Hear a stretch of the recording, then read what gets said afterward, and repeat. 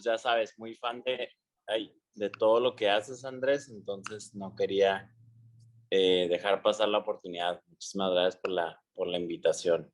Decidimos crear una comunidad un poco más interactiva, Alfonso, donde cada 15, 20 días nos reunimos con un empresario, con un emprendedor para que nos cuente cómo se está transformando la industria real estate. Y esto lo hacemos en los Tech Minds cada martes, cada 20 días, donde invitamos personas como tú, Alfonso, que nos pueden aportar valor y que la gente vea cómo la tecnología sí funciona en real estate y en la construcción.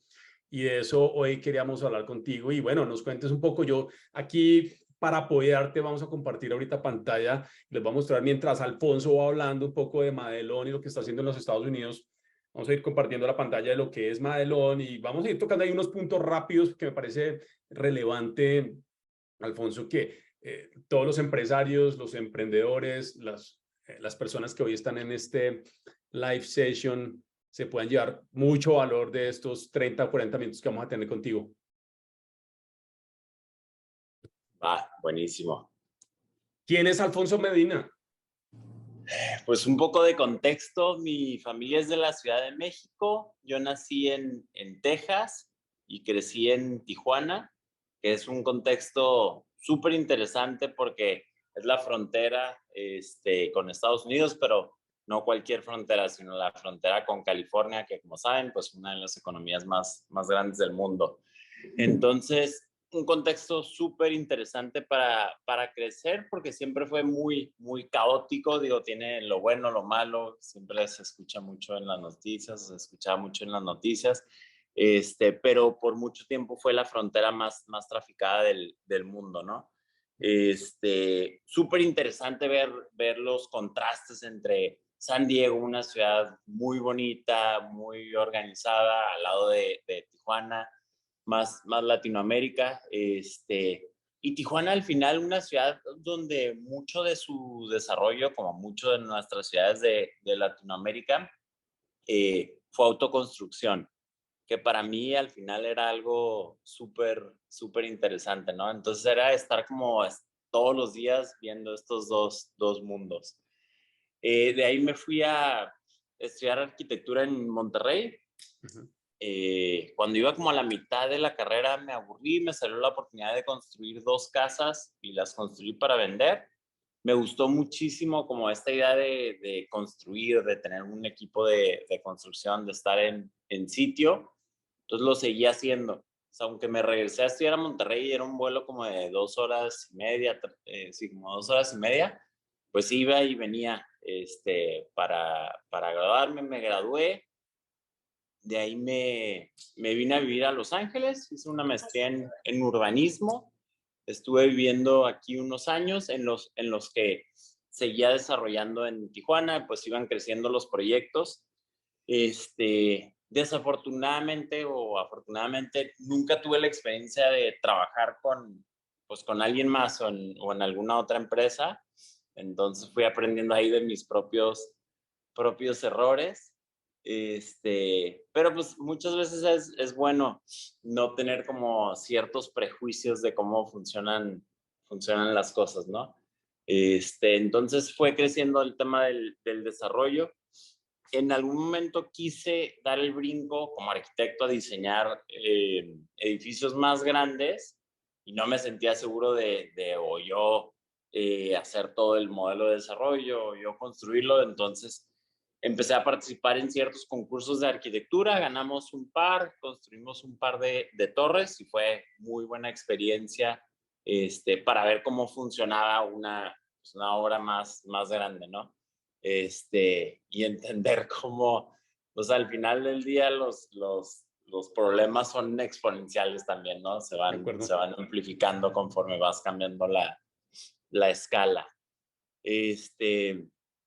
De ahí me fui a vivir a Nueva York, abrimos una oficina ahí, empezamos a trabajar en ciertos proyectos, uno de ellos fue co-living en Denver,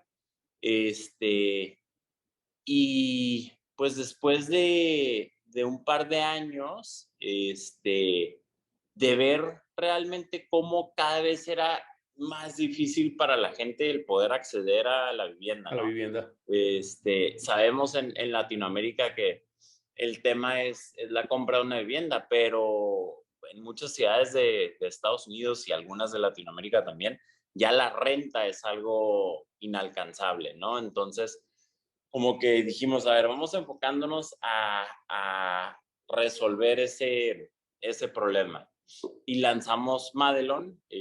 Conocí en unas conferencias tanto de co-living como de futuro de la vivienda al que es uno de mis socios ahorita, Dane Andrews, que él había lanzado el primer, la primera empresa de co-living que fue fondeada por VC, que se llamó Roam. Y Roam tenía espacios en Tokio, yo me quedé en el de Tokio, tenía en Londres, en Bali, en Miami. Entonces fue un modelo como súper interesante en su momento, pero igual que como estaba pasando en WeWork en su momento, se dieron cuenta que este tema de Master Lease y así, pues no era como el camino a seguir. Entonces lanzamos Madelon, ahora sí que con la idea de cómo podemos crear vivienda que sea más accesible, enfocada en gente joven en las ciudades, ¿no?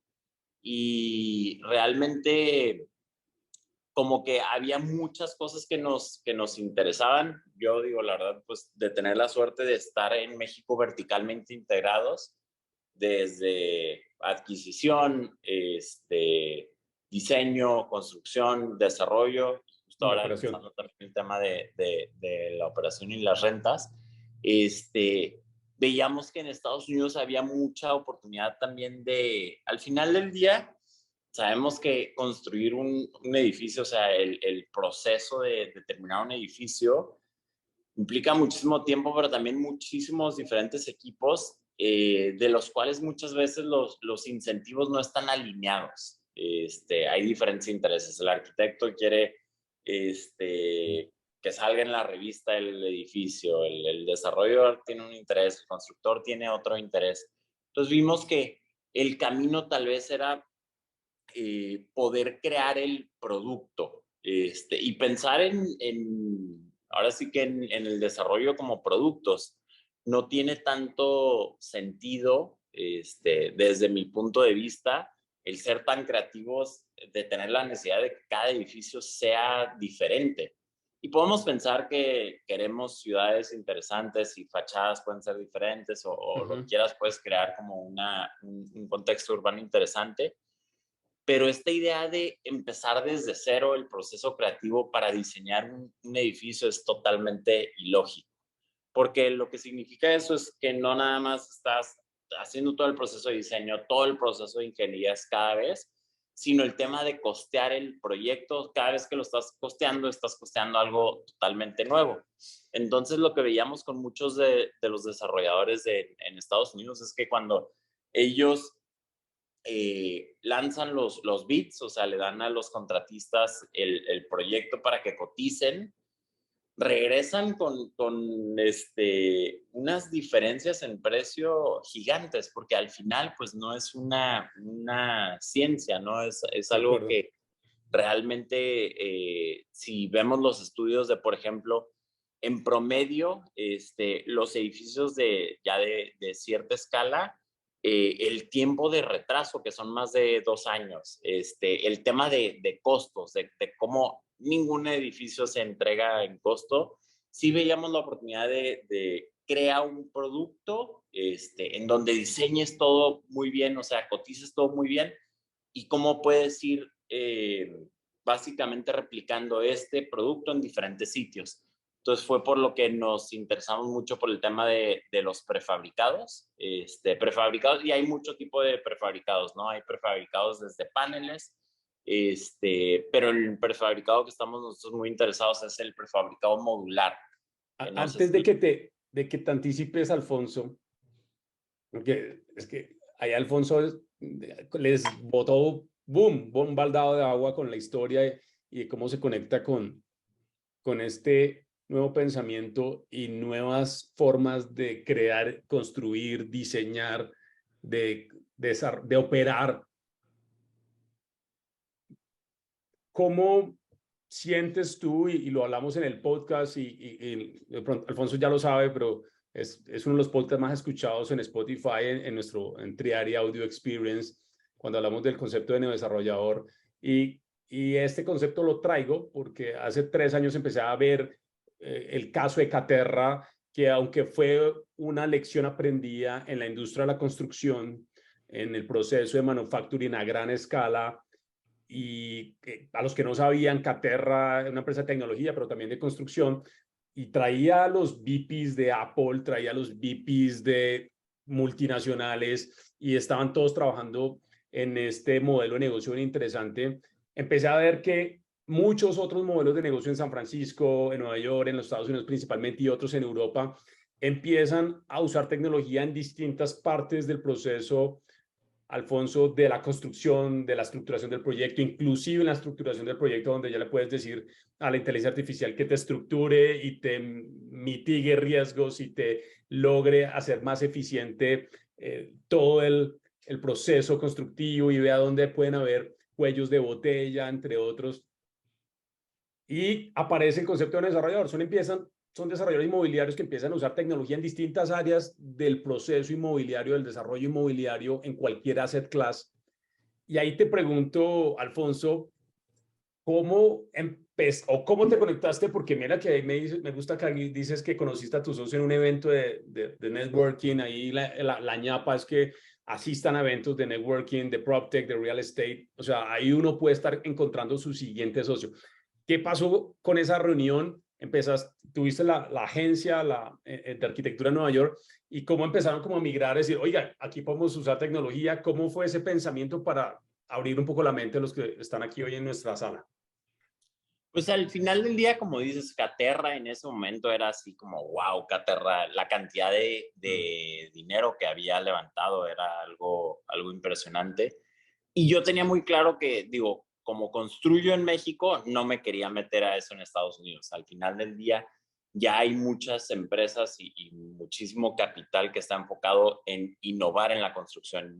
Nosotros no estábamos interesados en innovar en la construcción, estábamos interesados en cómo podemos lograr que toda esa innovación que está pasando permee realmente a desarrolladores chicos y medianos, que no es lo común. O sea, en el tema, por ejemplo, de prefabricado modular, lo terminan usando desarrolladores muy grandes para edificios de 200 unidades. Entonces, nosotros siempre estamos muy interesados en lo que se llama el infill en Estados Unidos, o sea, el desarrollo de una escala mediana y chica dentro de un contexto urbano, no en megaproyectos de 200, 300 departamentos, porque la verdad es que al final del día, si queremos densificar las ciudades, para mí se van a densificar a través de muchos de estos proyectos chicos, no de unos cuantos proyectos grandes. Y yo los llamo los pequeños multifamily, que son los que se están empezando a desarrollar. Y ahorita vamos a ver un proyecto que están desarrollando con Madelon, con Alfonso. Es el concepto de pequeño multifamily. No son más de 100 unidades, son menores de 50 unidades en algunos casos estos multifamily. Me imagino que o sea, la oportunidad que hay en Estados Unidos para desarrollar este tipo de proyectos y de assets es enorme. Y cuéntanos ahí un poquito más en detalle qué oportunidad vieron ahí desde el punto de vista del problema, que es que tú dices algo importante, Alfonso, es cómo damos acceso a la vivienda a la clase media y a los jóvenes, en este caso en los Estados Unidos. Pues empezamos con el tema de al final el ticket, que es lo que más importa, ¿no? ¿Cómo podemos lograr una renta accesible? Y lo que vimos es que había como que ya estaba muy de moda el tema de co-living, pero no era una situación permanente, no era una solución permanente, porque pues si estás en un cuarto de 8 metros cuadrados y compartes baño con otras 4 personas, la gente vive ahí 4 meses y se buscaba va. otra opción. Entonces lo que hicimos fue, empezamos con el tema de adaptive reuse. En edificios preguerra, como les llaman en Nueva York, convertirlos, totalmente cambiar el layout, y en lugar de que fueran 3 o 4 recámaras, 5 o 6 microestudios, pero microestudios muy bien diseñados, muy bien pensados. Y originalmente dijimos, hay que hacer 2 edificios nada más para probar el modelo, para que los desarrolladores vean, ahora sí que todo, como dicen en Estados Unidos, está muy relacionado a, pues, al track record, ¿no? A qué has hecho, si está aprobado el modelo y demás. Entonces pensamos originalmente hacer unos 2 edificios, pero la verdad es que fueron tan exitosos que ahorita tenemos, en un año abrimos 5 edificios, tenemos 100 llaves y una ocupación del 100%. Wow. Porque la verdad es que es tanta esa la necesidad que hay para ese tipo de vivienda, ¿no? Si quieres Pero tocamos siempre fue como, ese punto lo tocamos ahorita más adelante, tema reconversión, que me parece interesante que lo toquemos hoy en esta charla de desarrollo inmobiliario de neodesarrolladores. Retomemos el punto para ir avanzando en Madelón y hablas del concepto de industrialización de la vivienda, Alfonso. ¿Cuál es hoy el esquema o el 360 de Madelón? Madelon, justo cuando lanzamos, de hecho, lanzamos desde una fábrica, porque nuestra idea es, cuando haces un startup es muy diferente a un desarrollo, porque el objetivo es cómo lo puedes hacer lo más exponencial, ¿no? Lo más escalable. Y el estar trabajando en edificios existentes, pues no es muy escalable porque todos los edificios son diferentes. De acuerdo. Entonces sí teníamos muy claro que tenía que ser construcción desde cero y para poder realmente incrementar el número de la vivienda, ¿no? Entonces, lo que hicimos fue alianzas con diferentes fábricas, porque cada una tiene diferentes métodos de construcción. Desarrollábamos un producto con ellos y ya teniendo ese producto, lo subíamos a la plataforma y de ahí ya el desarrollador podía ver en Los Ángeles, en Denver o en Nueva York, en cualquier terreno que puedas hacer multifamiliar, le das clic al terreno y te decimos cuántas unidades puedes hacer, cuántos niveles, cuánto te costaría construirlo. Y ya tenemos, básicamente es un marketplace, pero le llamamos un managed marketplace porque tenemos que precalificar a las fábricas que están participando, pero ya no nada más tenemos a las fábricas, sino que tenemos también a los contratistas, tenemos hasta el tema de deuda. Wow. Entonces está conectado a una API en donde ya pusiste tu terreno, te dio todo el proyecto, el costo del proyecto, y ahí mismo te da opciones de financiamiento. Ahí tengo una pregunta. Entonces, la plataforma, colocas el zip code del terreno y la plataforma, ¿qué otras variables integras en la plataforma para que la misma plataforma pueda crear el esquema o el McDonald's Bueno, para el proyecto? seguramente creo que ni has visto la última iteración. Si te quieres meter a la página es Red, RD, A ver, red, Tech. Punto así, app. Ajá. punto app. Ahí debe Aquí está, aquí de está. salir. Este no lo había visto. Si le das un poco para abajo, mira, dale. Es como otro caminito más rápido. Ahí, dale, no, uno arriba. Ahí ponle Roundup Developers del lado derecho. Ahí. Y ahí ya puedes o poner la dirección de un sitio en específico o encontrar un sitio en Find a Site, del lado izquierdo ahí. Y ya, si quieres ponle Denver. Ok, Denver. Porque unas ciudades ahorita todavía están en beta. Entonces ahí Ok. ya te da todos los diferentes zip codes, tú puedes escoger uno y de ahí ya vas como que haciendo el zoom in y te va dando los diferentes sitios. Pero todo esto del lado izquierdo es por lo que puedes ir filtrando. Entonces si tú dices, a ver, yo tengo 10 millones de dólares para hacer un desarrollo, lo cual quiere decir que el equity va a ser como 3 millones de dólares, tú puedes filtrar para que te dé todos los terrenos en Denver con los que podrías desarrollar un proyecto con ese capital. El tipo de multifamiliar también que vas a hacer. puedes hasta ajustar el mix de las unidades. Yo quiero más unidades de 3 recámaras, más unidades de 2 recámaras, puros estudios. Beautiful. Y demás. La arquitectura, aquí están los costos, el land cost, el hard cost, el soft cost, el financing y la Es operación, que ¿no? esto lo aprovechamos y como que le fuimos agregando a la idea original porque vimos que para un desarrollador chico, mediano, la idea de hasta comprar un terreno y entrar al due diligence de la compra de un terreno significa meses y miles y miles de dólares, porque si ves un terreno que está en venta, tienes que contratar a un arquitecto para que te diga qué se puede construir ahí. Entonces, mira, basado en los filtros que pusiste, hay esos sitios para este tipo de desarrollo. Bueno, entonces aquí, ¿a qué nivel de escala estamos hablando? ¿Hasta 50 unidades, 100 unidades? Puedes poner, o sea, dependiendo del filtro, puedes poner ahora sí que lo que sea. Mira, dale otro. Sí, ¿a dónde me dices que le voy?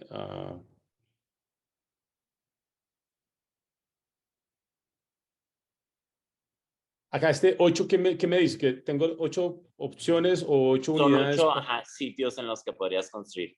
Pero podemos ir filtrando porque hasta colaboramos en la campaña con una senadora que iba para presidenta municipal de Denver y colaboramos con ella para todos los terrenos que fueran Wow. de la ciudad, o sea, que la ciudad fuera dueño de ellos. Ella empezó a proponer qué tipo de vivienda se podía hacer a través de esta plataforma. Genial.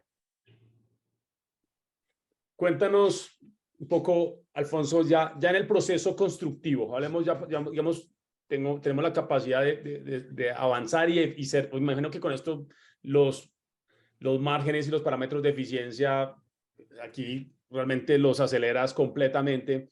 Ya en el proceso constructivo, cuéntanos cuál ha sido el reto. Pues obviamente es industrializado como nos contabas al inicio, pero ya cuál es el reto. Yo acá les iba a mostrar uno de los proyectos que tiene, no sé si quieres que mostremos Alfonso, pero que si quieres hablarnos de este proyecto.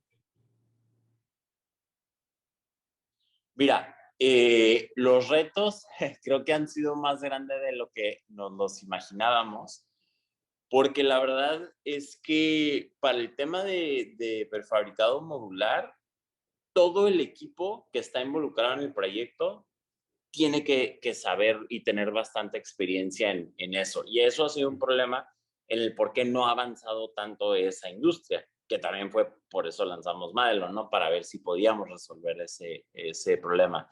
Porque si tienes a un arquitecto, por ejemplo, que está diseñando, pero no sabe bien el tema de prefabricado, pues imagínate que he visto edificios que son prefabricados de 100 unidades, pero de las 100, 80 son diferentes. Entonces, pues Wow. no tiene sentido estar construyendo algo industrializado en una fábrica donde todo es diferente. Entonces, sí necesitas como que mucha convicción y al final del día uno de los temas es que hoy en día no estás bajando costos. O sea, si tú te lanzas a hacer un solo edificio prefabricado que tiene tiene su chiste, no es tan fácil y entonces tiene un riesgo y como sabemos, pues ahora sí que los desarrolladores lo que menos queremos es riesgo. El no bajar los costos en el primer edificio es difícil convencer a alguien de hacerlo, básicamente.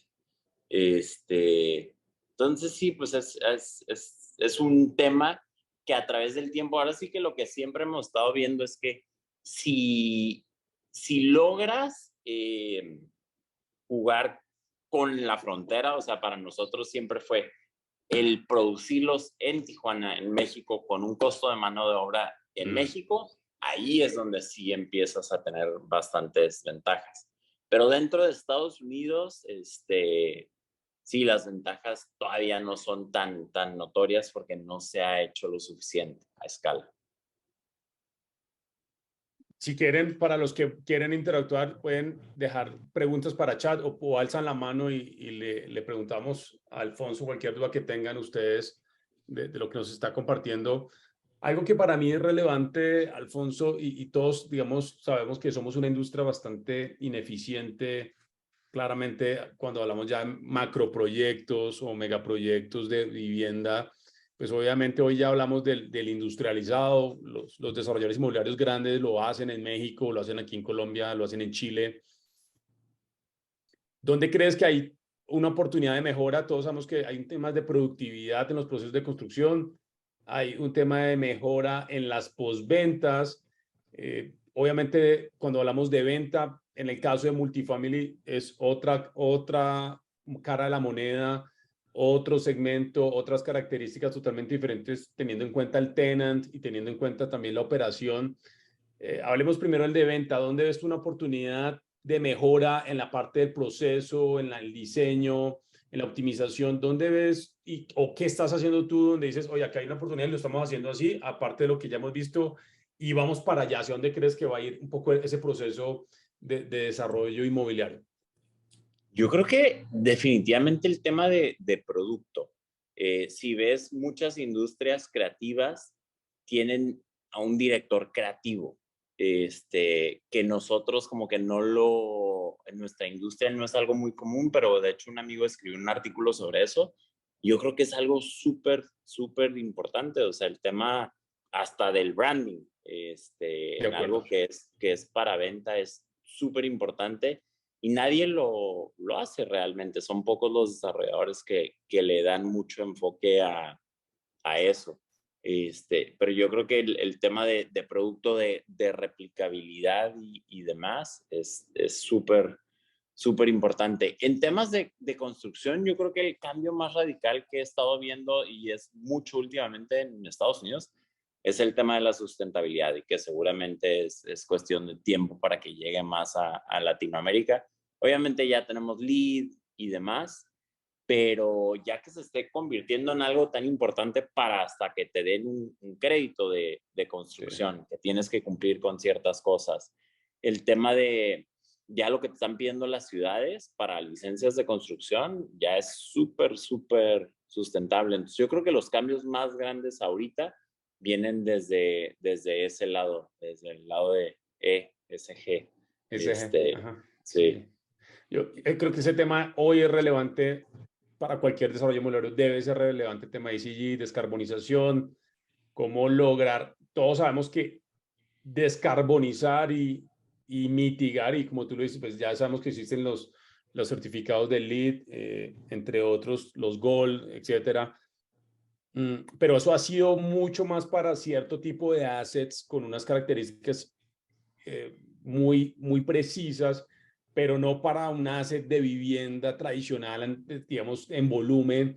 Yo creo que ahí hay oportunidades en temas del manejo de la energía, el manejo de las aguas, de los espacios, de los lugares, de los conjuntos o los condominios. Ahí hay temas de mejora de los residuos que generan los habitantes de los proyectos, Alfonso. Y un tema que creo que lo abordamos en el podcast, no sé si te acuerdas, pero yo creo que los desarrolladores inmobiliarios tienen que crear laboratorios de innovación en sus empresas, en sus negocios, donde puedan empezar a probar y testear cosas muy sencillas con las startups, con los emprendedores, empezar a colectar datos y ver comportamientos a escala, usar de digital twins, que es una de las tecnologías más potentes para el sector de la construcción, Alfonso, usar los gemelos digitales para, digamos, se usa mucho BIM para digamos, la construcción, la gestión del proyecto en la construcción, pero creo que el tema de los gemelos digitales para empezar a hacer laboratorios y empezar a medir, oye, cómo se va a comportar. Nuevamente, esto es para proyectos de vivienda, se hace mucho para proyectos de centros comerciales, hospitales, a ese nivel se hace, pero para vivienda todavía estamos muy retrasados porque es digamos, es un asset digamos, muy básico para invertir en tecnología, en IoT, etcétera, etcétera. Pero creo que el tema de gemelos digitales, descarbonización, sostenibilidad y por otro lado, Alfonso, y para todos, creo que hay un tema muy importante y es cómo repensamos los proyectos inmobiliarios que se van a conectar con la siguiente generación de el 5G o 6G a 10, 20, 30 años. Y ahí yo hablo del concepto, Alfonso, del Master Plan Digital.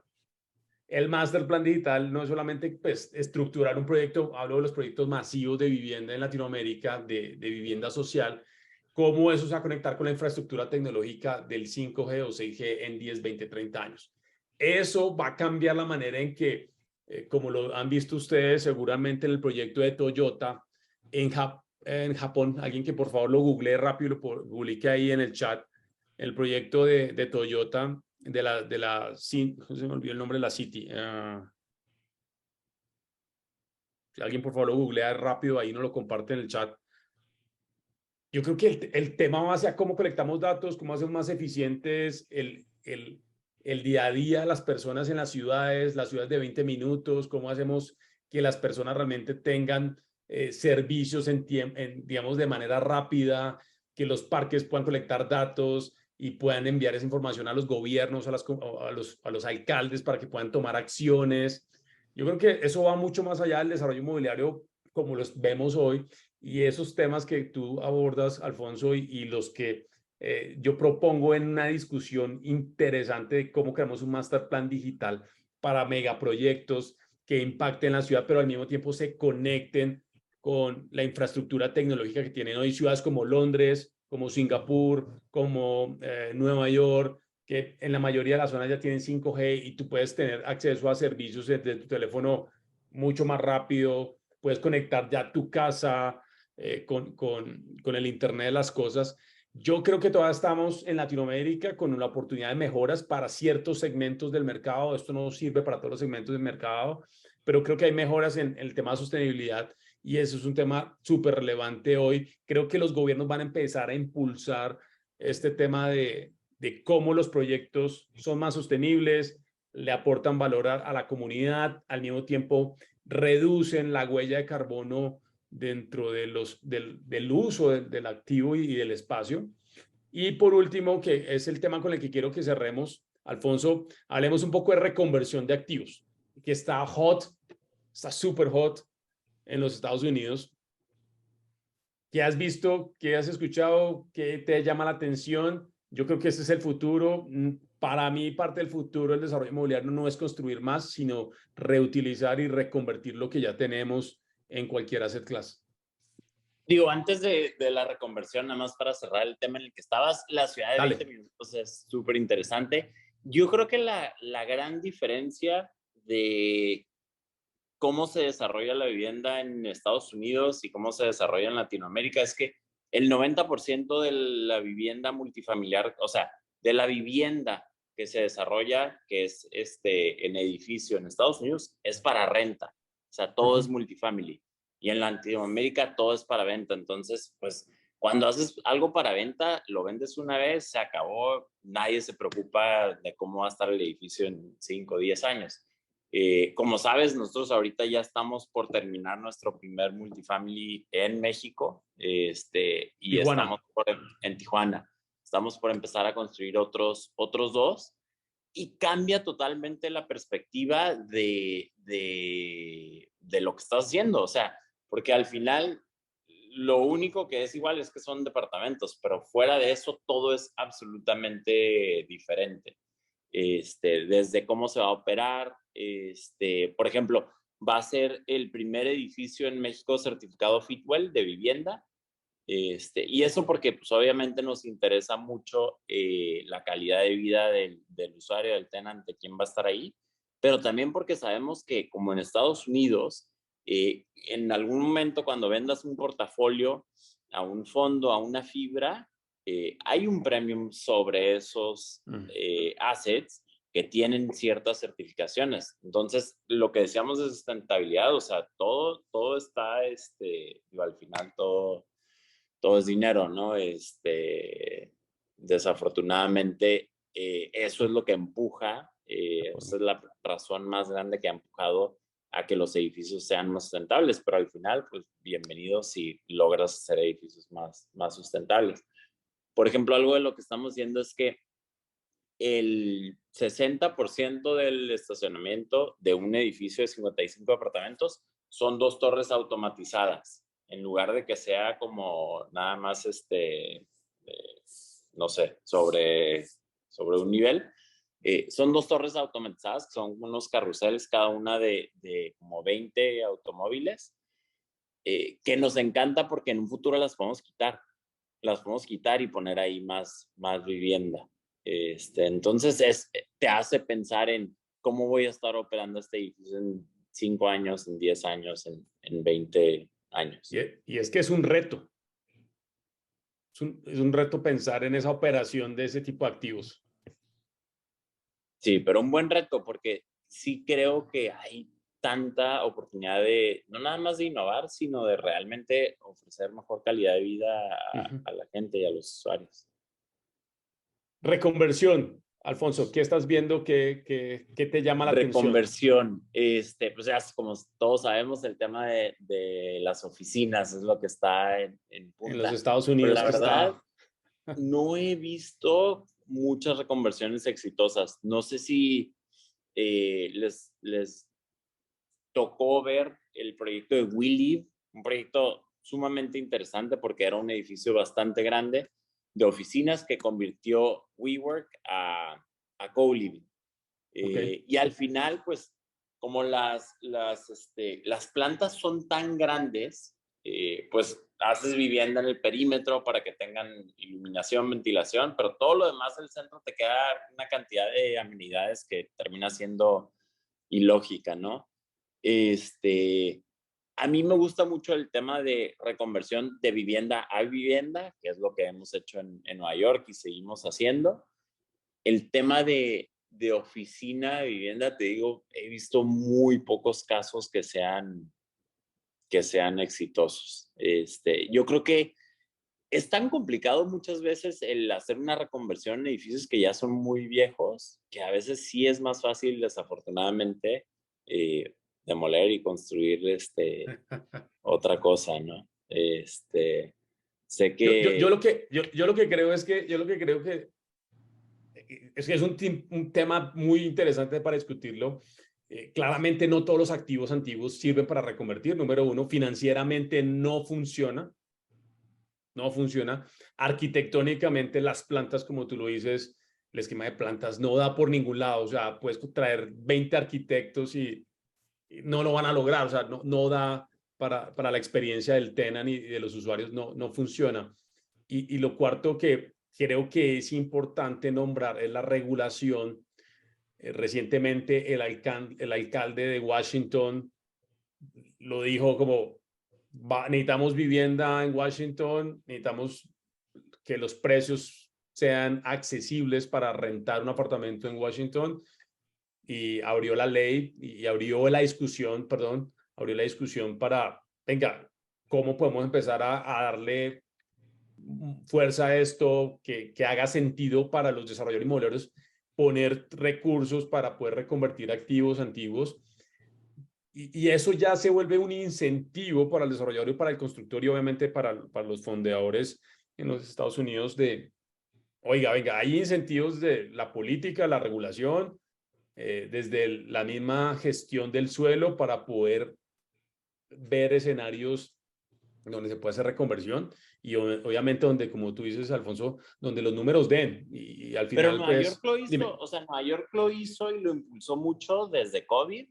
ok, En tema de hoteles, por ejemplo, ok, se hizo uno, o sea, de todo Nueva York, un hotel se convirtió en vivienda, creo. O sea, no, porque es muy complicado, creo, ese tema de reconversiones, porque implica, digo, y yo no lo digo en Latinoamérica, creo que es mucho más fácil reutilizar estructuras, pero en Estados Unidos ya que entras al tema de, como todo es deuda y estás financiando siempre el 70%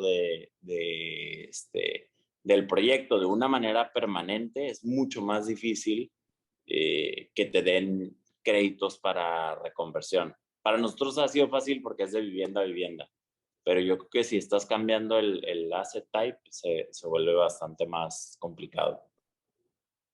oiga, esta vaina es interesante, este tema. Bueno, ya me gustaría para ir cerrando, Alfonso, gracias por el tiempo en este Tech Minds. Yo los invito a que voy a hablar de esto más profundamente en el curso que estamos dictando con la Universidad de AFIT. Te tengo que invitar, Alfonso, con mis alumnos en AFIT, en la universidad, el único curso de PropTech que tenemos en Latinoamérica hoy. Ahí se los envía al chat para que le den una mirada. Empezamos en agosto. Gracias por el tiempo, Alfonso. Es muy valioso que puedas compartir esto y que los que están aquí en la industria y participan en el desarrollo inmobiliario, arquitectos, acá hay varios profesionales y empresarios, vean un poco de lo que estás haciendo, que sabes que soy fan tuyo de lo que hacen ustedes en Madelón, en Estados Unidos, y obviamente cómo han permeado con tecnología partes de los procesos del desarrollo inmobiliario. Creo que es demasiado exitoso. Y hay otras empresas que han logrado generar nuevos modelos de negocio con esto. Hay una empresa en San Francisco que, no sé si la conoce, Alfonso, pero los que lo han visto en YouTube, es una empresa que coge los antejardines, no sé cómo le dicen eso en Estados Unidos, Alfonso, pero... Para poner los ADUs. Sí, ADUs.